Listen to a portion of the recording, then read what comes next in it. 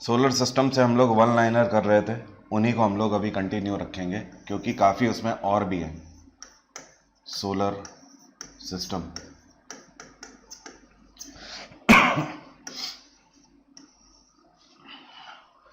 I think एक question रह गया था जिसका जवाब मैंने नहीं दिया था और डिस्कशन करते करते हम लोगों ने क्लास ओवर करी थी। ये क्वेश्चन था ब्लिंकिंग स्टार जो होते हैं इन्हें किस नाम से जाना जाता है। ब्लिंकिंग स्टार हमारे सोलर सिस्टम में मौजूद जो ब्लिंकिंग स्टार होते हैं उन्हें किस नाम से जानते हैं? तो आंसर क्या होगा? इन्हें बोलते हैं पल्सर। क्या बोलते हैं? पल्सर। पल्सर 200 सीसी बजाज की बात नहीं हो रही है, इन्हें पल्सर बोला जाता है। ठीक है, तो आसमान में जो टिमटिमाते हुए तारे आपको दिखाई देते हैं they are known as pulsar. इसी तरीके से कभी कभी ये पूछा जाता है ब्राइटेस्ट स्टार,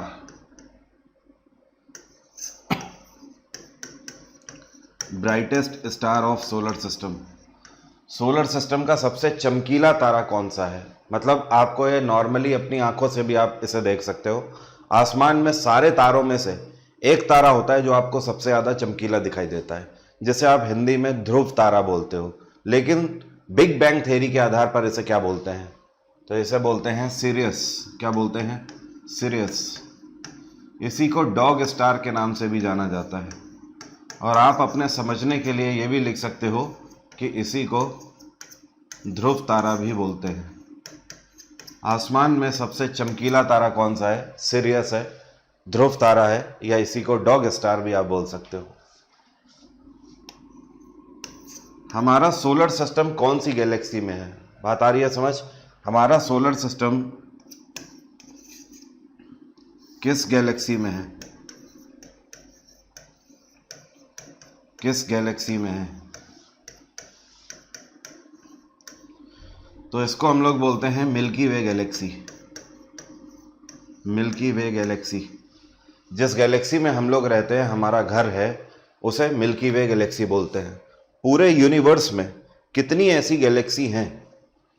पूरे यूनिवर्स में कितनी ऐसी गैलेक्सी हैं? How many galaxies in universe? ब्रह्मांड में कितनी ऐसी गैलेक्सी हैं? तो ध्यान रखिएगा 10 टू दी पावर 11 गैलेक्सीज। कितनी? 10 टू दी पावर 11 गैलेक्सीज। एक क्वेश्चन बहुत पूछा जाता है सोलर सिस्टम से, वो ये है कि सूर्य के सबसे पास का तारा कौन सा है? तो ये भी लिखिए नियरेस्ट स्टार ऑफ सन। सूर्य के सबसे पास का तारा, इसको बोलते हैं हम लोग क्या? Proxima Centauri. क्या बोलते हैं? Proxima Centauri. नोट कर लीजिए। अरे भाई, सूर्य एक तारा है ना, कल हम लोगों ने इसके बारे में बात करी थी और मैंने आपको बताया था क्यों उसे फादर ऑफ सोलर सिस्टम भी बोला जाता है। तो सूर्य के सबसे पास का तारा कौन सा है, बात ये हो रही है। तो it is known as Proxima Centauri. Note हो जाए तो बताइएगा।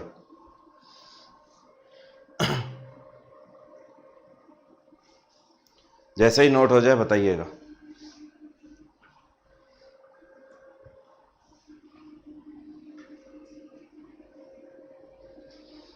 Sir, do you believe in aliens? No और मे बी। नो और मे बी। एक बात बताइए, ये बिग बैंग थ्योरी क्या है? बिग बैंग थ्योरी में ऐसे ऐसे दावे हैं, उस पर भी बिलीव करना मुश्किल है, लेकिन लोग आंख बंद करके कर लेते हैं। क्यों?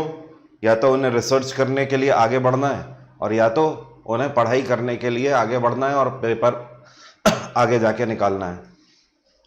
मैंने अभी ये बोला कि 10 टू दी पावर 11 गैलेक्सीज हैं, मतलब इतनी गैलेक्सीज हैं पूरे ब्रह्मांड में। हम भी एक गैलेक्सी में रहते हैं या नहीं रहते हैं ये तक हमें नहीं पता है, उसका नाम हमने गैलेक्सी दे दिया है।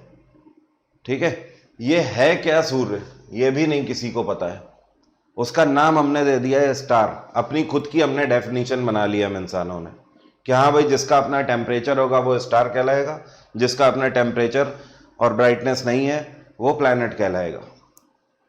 क्लियर हो रही है बात? तो इससे हमें सिर्फ इतना पता लगता है कि ये जो पूरा यूनिवर्स है, इस यूनिवर्स के अंदर 10 टू द पावर 11 गैलेक्सीज हैं। उन गैलेक्सीज में से एक galaxy, 10 to the power 11 galaxies मतलब आप अनगिनत गैलेक्सी भी आप बोल सकते हो, ये तो बोल दिए, कोई गिन के थोड़ी आया है, बिग बैंग थ्योरी में लिख दिया गया है। उसमें से एक गैलेक्सी, और उस एक गैलेक्सी के अंदर सोलर सिस्टम है, उसमें इतने प्लैनेट हैं, 8 हमारे नॉन प्लैनेट हैं। मैं ये कहूंगा 8 नॉन प्लैनेट हैं, इसके अलावा भी और भी प्लैनेट हो सकते हैं जो कि हमें पता नहीं है। उन 8 प्लैनेट में से एक प्लैनेट, उस एक प्लैनेट के अंदर इतने सारे कंट्री, उन कंट्री में से एक कंट्री, उस एक कंट्री के अंदर इतने सारे शहर, उस शहर में से एक शहर, उस शहर में भी इतनी सारी म्युनिसिपैलिटीज, उसमें से एक, और उसके अंदर एक घर के अंदर आपकी एग्जिस्टेंस है। नथिंग, कुछ नहीं है, डस्ट है हम लोग। यूनिवर्स के हिसाब से डस्ट पार्टिकल है हम लोग, कुछ नहीं है। तो ये बातें कोई रेलेवेंस नहीं रखती हैं। मूवीज बहुत बन चुकी हैं, आज तक मिला नहीं किसी को एलियन कोई। नेक्स्ट, आप ये बोल सकते हो कि हाँ जैसे हमारे सोलर सिस्टम में हमारे जैसे जीवों की एग्जिस्टेंस है, वैसे पूरे यूनिवर्स में सोलर सिस्टम हो सकता है और वहाँ पे भी एग्जिस्टेंस पॉसिबल है, फिर तो हो सकते हैं एलियंस। नेक्स्ट लिखिए, nearest galaxy of milky way, nearest galaxy of milky way.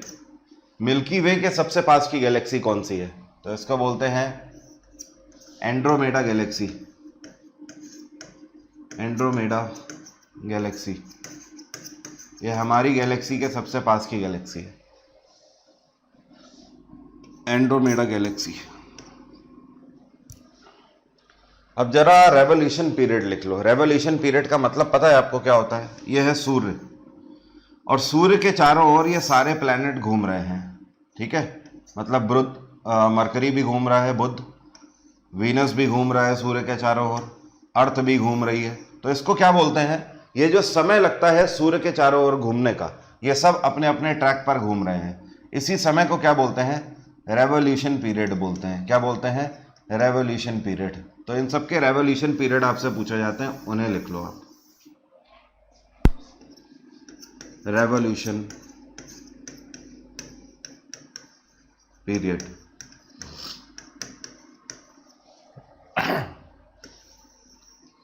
Mercury,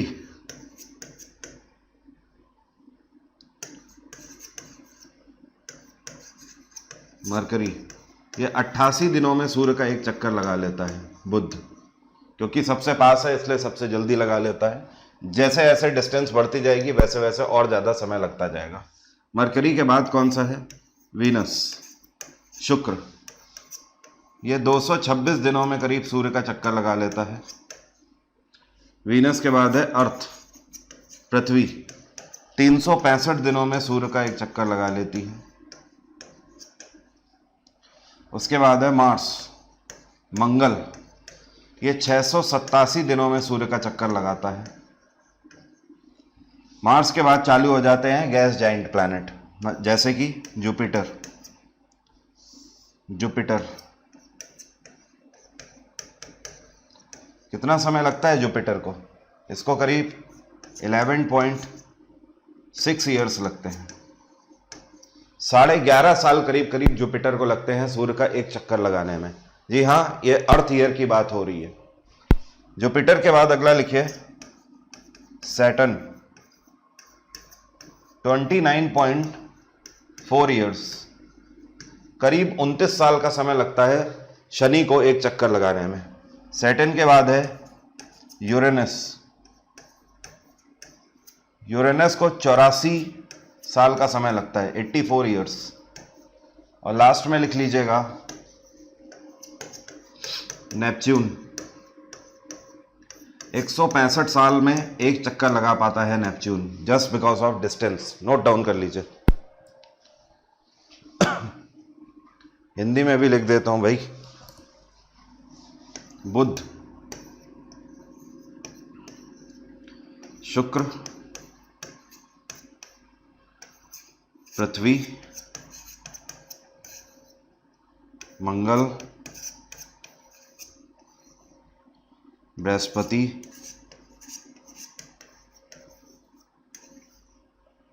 Shani, Arun and Varun.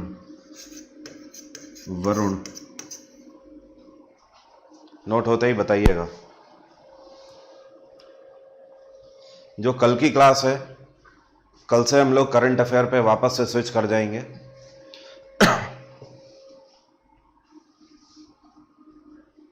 और आज की क्लास हो सकता है छोटी रहेगी, क्योंकि टॉपिक छोटे छोटे ही हैं। आज की क्लास जल्दी निपट जाएगी। डन है? हो गया नोट?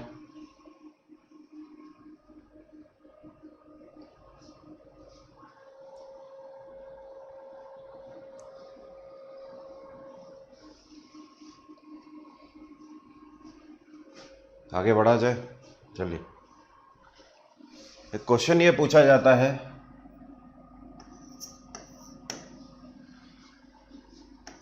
पृथ्वी में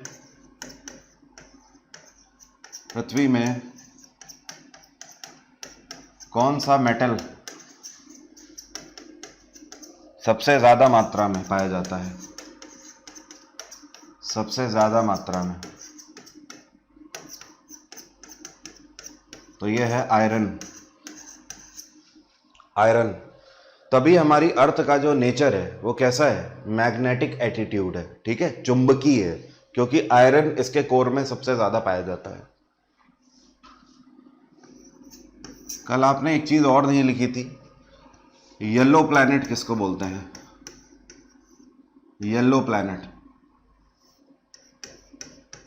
प्लैनेट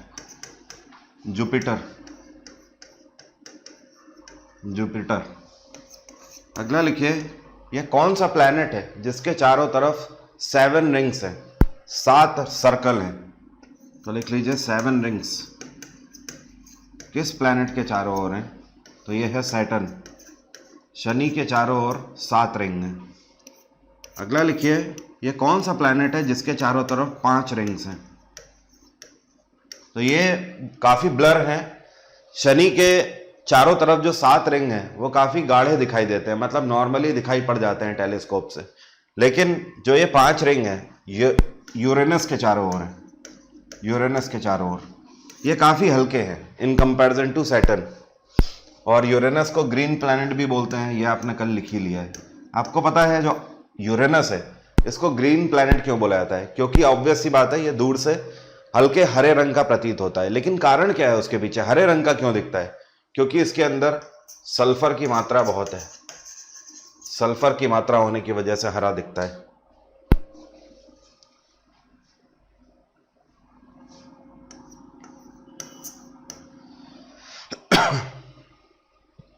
डन है इतना? एक और लिखिएगा, सबसे ज्यादा डेंसिटी किसकी है? मतलब सबसे ज्यादा घनत्व किसका है? सबसे ज्यादा घनत्व, डेंसिटी सैटर्न में है। ये सबसे ज्यादा डेंस है सैटर्न। डेंस होने का मतलब पता है आपको? एग्जाम्पल के तौर पर हमारी पृथ्वी में अगर आप मिट्टी उठाते हो हाथ में, तो आप अपने हाथ में करीब कितनी मिट्टी उठा लोगे? कितनी मिट्टी उठा लोगे? आधा किलो। मैं कह रहा हूं गीली मिट्टी हो फिर भी आधा किलो ऐसे आप मिट्टी उठा लोगे, या मैक्सिमम 1 किलो मिट्टी उठा लोगे एक बार अपने हाथ पे। लेकिन उतने ही साइज की मिट्टी अगर आप सैटर्न में जाके उठाएंगे तो उसके घनत्व ज्यादा होने की वजह से वो वजन में कहीं ज्यादा होगी। हो सकता है वो वजन में कितनी हो? 5 से 10 किलो हो। मतलब 5 से 10 गुना ज्यादा भी अर्थ के कंपैरिजन में हो सकती है वो। क्यों? क्योंकि डेंसिटी बहुत है। मतलब जो कण हैं धूल के वो सब आपस में इतने ज्यादा टाइट मिले हुए हैं, उसी को घनत्व बोलते हैं। ठीक है, तो यहां पर जो रॉक और मेटल्स या इसके अलावा जो कुछ भी होगा, वैसे तो एक गैस जाइंट प्लैनेट है बट फिर भी रॉक एंड मेटल कुछ तो होगा ही होगा। तो डेंसिटी इसकी इतनी ज्यादा है, भारी है मतलब। हो गया नोट? जैसे ही नोट हो जाए तो बताइएगा।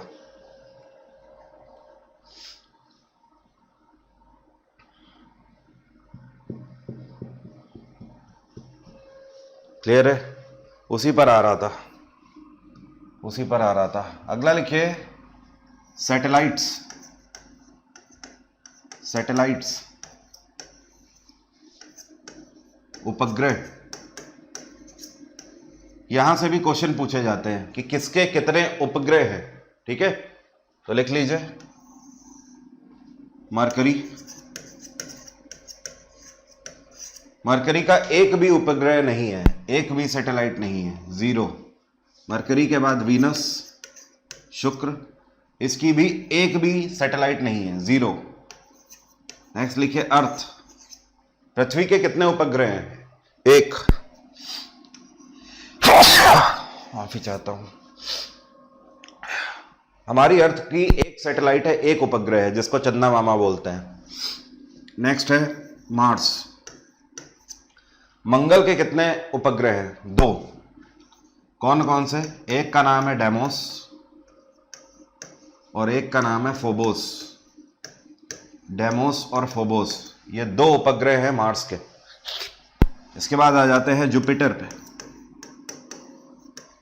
कितने उपग्रह हैं? 79। पहले जुपिटर के सबसे ज्यादा उपग्रह हुआ करते थे, लेकिन आज से करीब 1.5 साल पहले इंटरनेशनल एस्ट्रोनॉमिकल यूनियन ने सैटर्न के कई सारे नए उपग्रह खोज निकाले। तो पहले सैटर्न के कितने थे? पहले सैटर्न के 62 हुआ करते थे। उस टाइम पर जुपिटर के सबसे ज्यादा हुआ करते थे, लेकिन एक साथ हमें 20 उपग्रह इसके मिल गए। तो आज की डेट में सैटर्न के सबसे ज्यादा है 82 उपग्रह। क्लियर है? इतना सभी को क्लियर है? हाँ, ये चीज भूलना मत। नेक्स्ट लिखिए यूरेनस। इसके हैं 27 सैटेलाइट। और इसके बाद है नेपच्यून, इसके 14 सैटेलाइट हैं, 14। नोट कर लीजिए।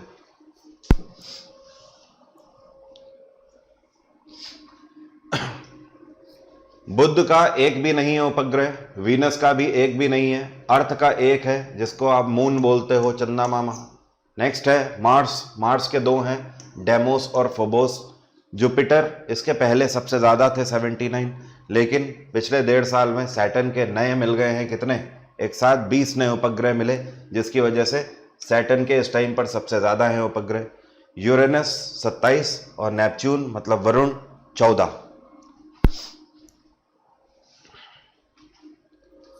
नोट हो जाए तो बताइएगा।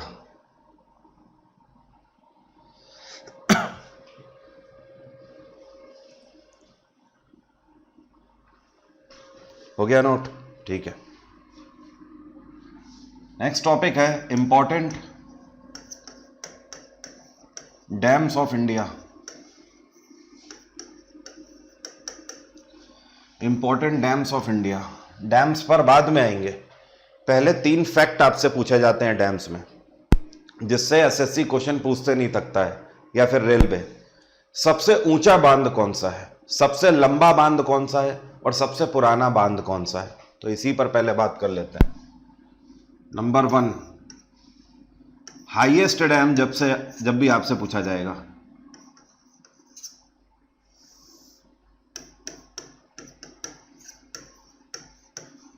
हाईएस्ट डैम, सबसे ऊंचा बांध, तो आपका आंसर क्या होगा? टिहरी डैम। क्या बोलते हैं इसे? टिहरी डैम, टिहरी बांध। इसकी हाइट कितनी है? 260 मीटर।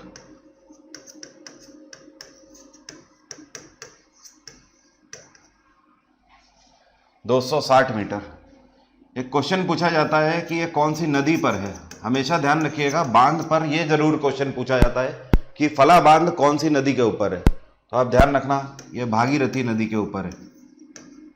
भागीरथी नदी। ओके, कब ये बनाया गया है? तो ये कंप्लीट हुआ है, कंप्लीटेड इन 2006, 2006 में। और स्टेट उत्तराखंड। नोट कर लीजिए, नोट कर लीजिए।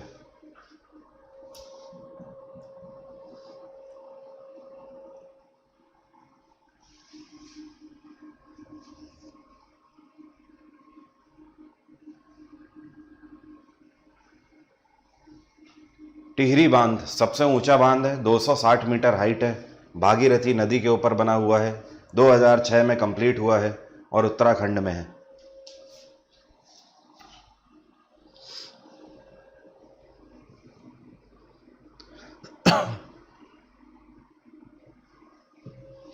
हो गया नोट?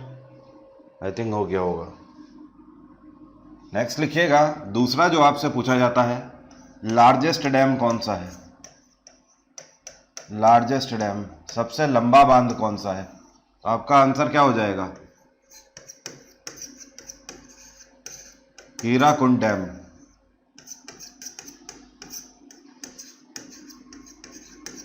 हीराकुंड बांध। ये कहाँ पर है? उड़ीसा में है, उड़ीसा। इसकी लंबाई कितनी है? क्योंकि सबसे लंबा है तो लंबाई पता होनी चाहिए ना। 4.8 किलोमीटर। जी हाँ, मीटर नहीं, किलोमीटर। करीब 5 किलोमीटर में फैला हुआ यह बांध है। कौन सी नदी के ऊपर है यह महानदी के ऊपर बसा हुआ है। और यह कौन से वर्ष में बन के तैयार हुआ था? 1953 में। नोट कर लीजिए।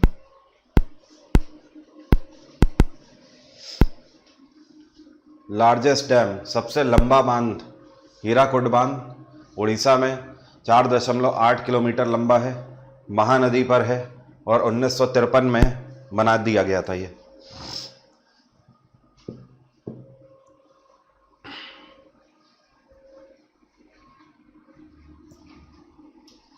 डन है?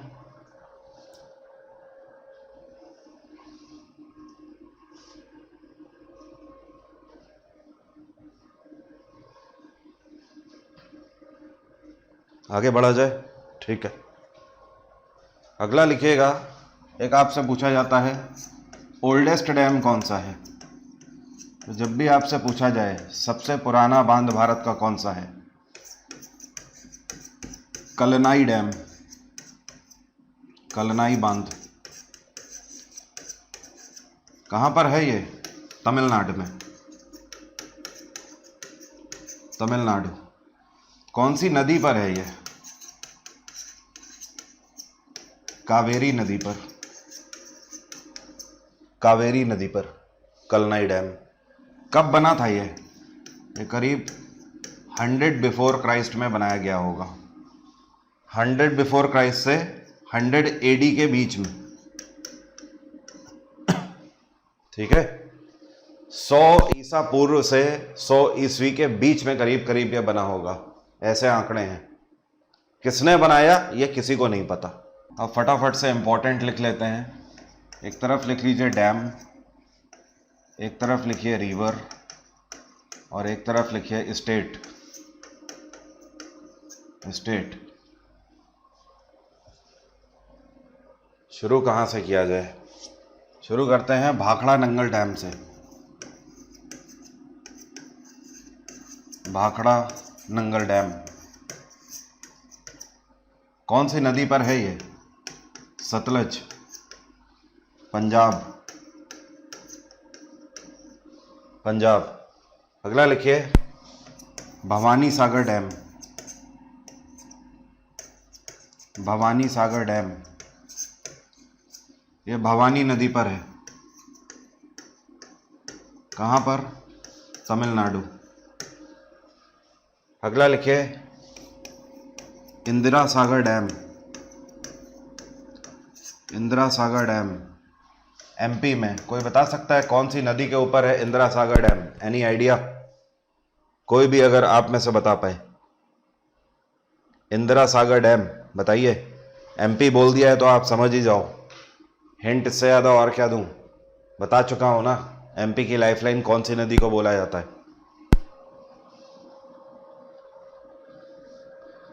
सुमित का आंसर बिल्कुल सही है, नर्मदा। वैसे इन्होंने नर्मदा लिखा है, लेकिन मैं समझ गया भावनाओं को। अगला लिखिए, कृष्ण राज सागर डैम। कृष्ण राज सागर डैम, ये बताइए कौन सी नदी के ऊपर है? कृष्ण राज सागर डैम बताएंगे? स्टेट बता दूं तो बता दोगे आप? कृष्ण राज सागर डैम कर्नाटक में है। कर्नाटक में, बट कौन सी नदी में है ये बताइए। कृष्णा नदी पर है कृष्णराज सागर डैम। कावेरी नदी पर है, कावेरी। अगला लिखिए, सरदार सरोवर डैम।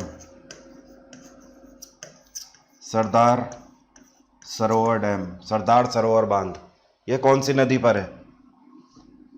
नर्मदा नदी पर। कहाँ पे? गुजरात।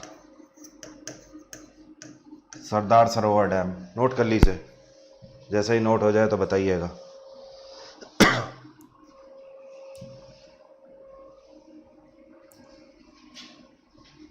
कृष्णा नहीं है भाई, कावेरी है।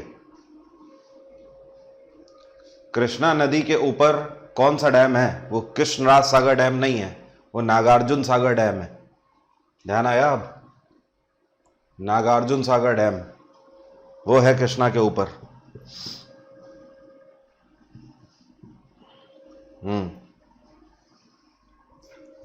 आगे बढ़ा जाए।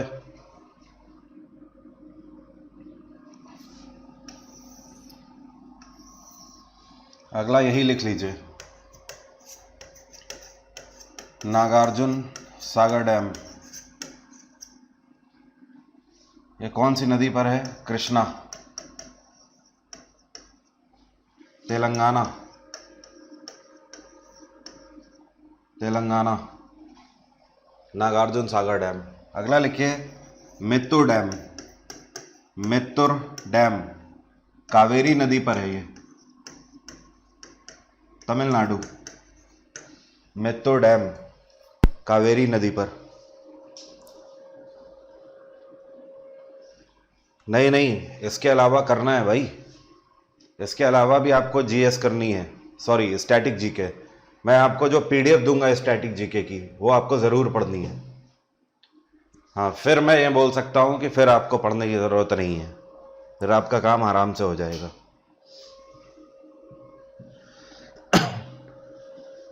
ठीक है ना? अगला लिखिए, कोयना डैम, ये कोयना नदी पर है। कोयना नदी कहाँ बहती है? महाराष्ट्र में। महाराष्ट्र। कौन है भाई ये, क्या बोल रहे हैं? जी ट्राइब। मैं ट्राइब की क्योंकि एक लंबी चौड़ी लिस्ट है, ठीक है, लेकिन उनमें से भी जो मोस्ट इंपॉर्टेंट है वो मैं आपको पीडीएफ में तैयार करके दे रहा हूँ। ट्राइब्स और फोक डांस, ये दोनों मैं आपको पीडीएफ में दूंगा, क्योंकि उसकी एक लंबी चौड़ी लिस्ट है। अगर मैं यहाँ पर 20, 30, 40 भी आपको लिखा देता हूँ ना, तो भी उसका कोई फायदा नहीं होने वाला है। हर एक राज्य के अंदर कई सारी ट्राइब्स हैं, कई सारे फोक डांस हैं, लेकिन उसमें से जो क्रीम कंटेंट होगा वो मैं आपको दे दूंगा। अगला लिखिए, रिहांद बांध। रिहंद डैम, यह रिहंद नदी के ऊपर है, और यह नदी कहाँ बहती है? उत्तर प्रदेश में, यूपी। रिहंद डैम एक बांध है, उसको बोलते हैं तुंगभद्र।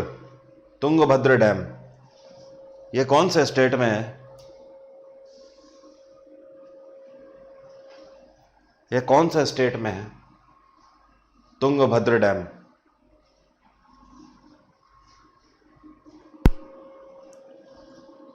हाँ, घराना करा दूंगा आपको, घराना करा दूंगा, उसका नहीं है कोई इशू। स्टैटिक जीके की पीडीएफ आपको नेक्स्ट वीक के एंड में मिल जाएगी। जैसे इस वीक के एंड में आपको, अच्छा हाँ एक चीज़ और, आपको अभी पीडीएफ मिली कि नहीं 2023 के इंपॉर्टेंट करंट अफेयर की? नहीं मिली है तो मोस्ट प्रोबेबली कल तक मिल जाएगी या आज शाम तक आपको ये अपलोड हो जाएगी। मेरी तरफ से ओके कर दी गई है वो। मैंने आपसे क्या पूछा? हाँ, तुंगभद्र डैम,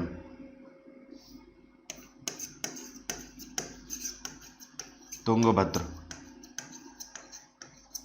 ये तुंगभद्र नदी के ऊपर ही है, तुंगभद्र रिवर के ऊपर है। कौन सा राज्य है? कर्नाटक, कर्नाटक। बिल्कुल सही।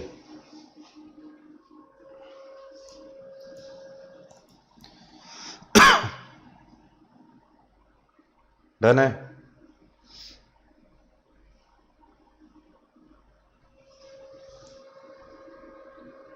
हाँ, 5 ईयर प्लान भी मैं यहीं पर आपको कराऊंगा, 5 ईयर प्लान यहीं पर कराऊंगा।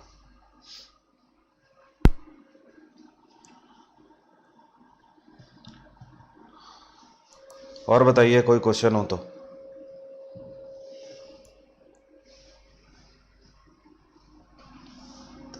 अगला लिखिए